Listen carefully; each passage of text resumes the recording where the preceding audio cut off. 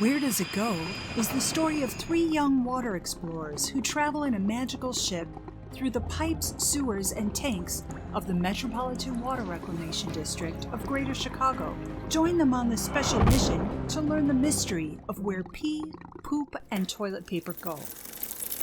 Meet the Water Science Explorers, Yadira, Paul, and Jessica.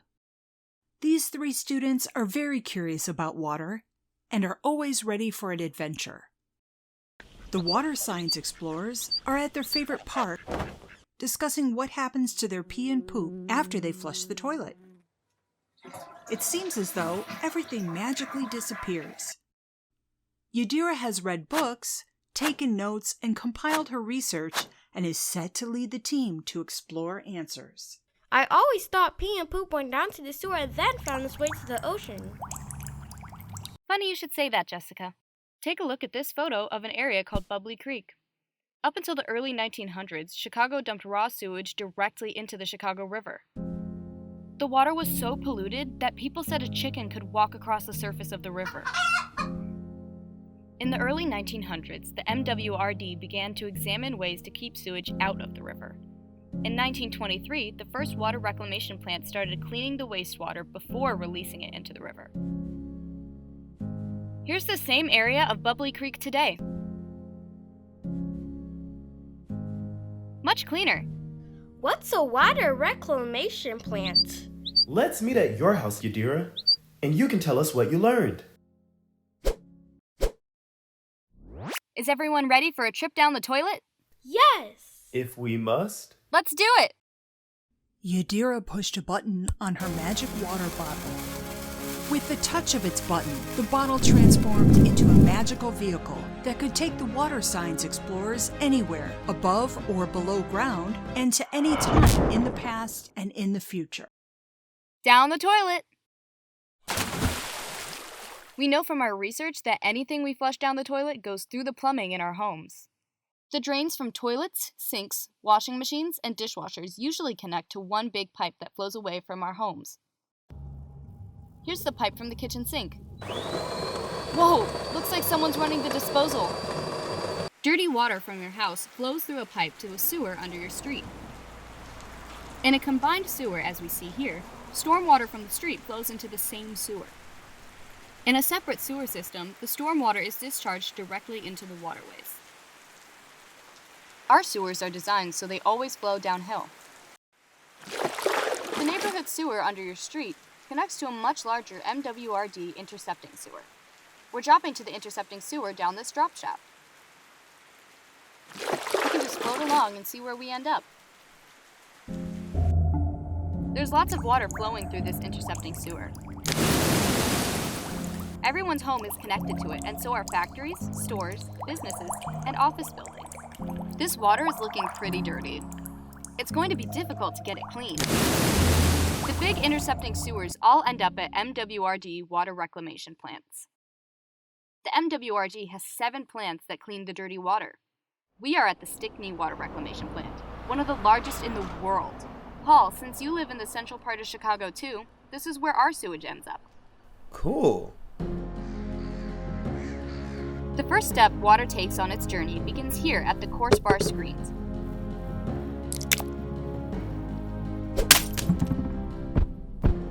They keep out big stuff like sticks, rocks, and garbage that could damage the pumps in the plant. These are the pumps at the Stickney Water Reclamation Plant. After the bar screen, the plant pumps the water up from the sewer level to the ground. Now, the water can flow downhill through the rest of the plant. Now we go to the aerated grit tank. In the aerated grit tank, air bubbles cause the gravel and sand to sink to the bottom of the tank, where it's scraped away and sent to a landfill. The water then flows to primary settling tanks, where it sits still so that the big pieces in the water settle to the bottom. The bottom of the tanks are angled down so solids funnel into a drain. The water is looking cleaner, but it still needs work. The next step is a tricky one. The real secret to cleaning wastewater is tiny microscopic bugs that love to eat poop. Poop-eating bugs? This I have to see. I thought microbes made you sick. Bad microbes can make you sick, but not all microbes are bad.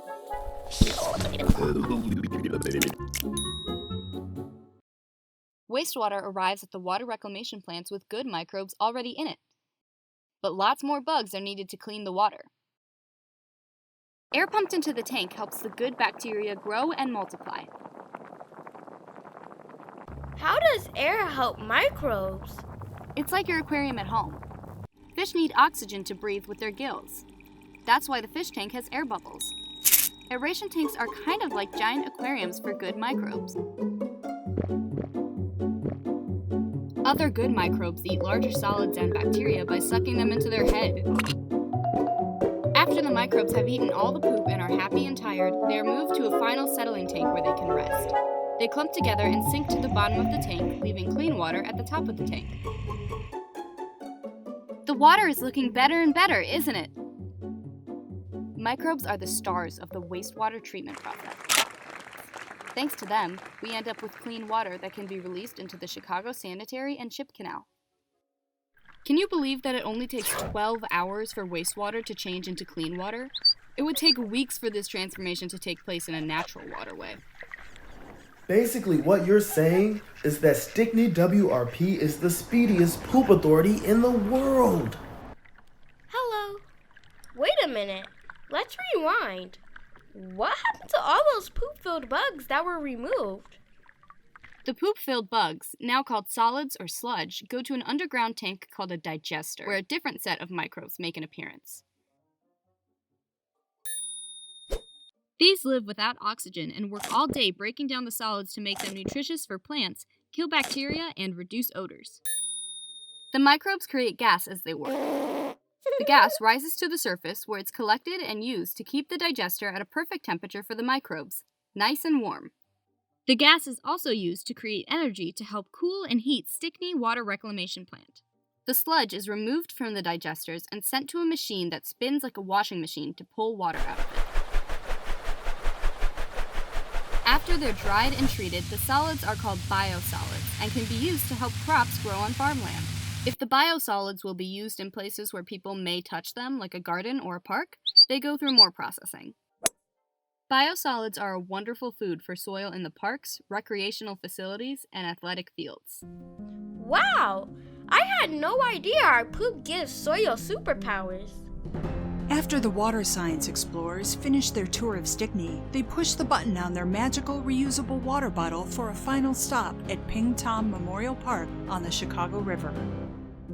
Animals rely on our waterways for food, shelter, and reproduction. The MWRD's work to improve water quality has brought over 70 species of fish to the Chicago area waterways. I admit, that was fun. I'm happy they found a way to clean our stinky sewage. Otherwise, people or animals wouldn't be able to enjoy the waterways. The Chicago River and other local waterways are a lot cleaner, but there's more work to be done. Heavy rain makes things complicated since a lot more water mixes with the wastewater, and it all takes longer to clean. Well, thank you, Yadira, for the greatest discovery of our exploration. Who knew that the good microbes would find my poop so delicious? The friends began to brainstorm their next water adventure.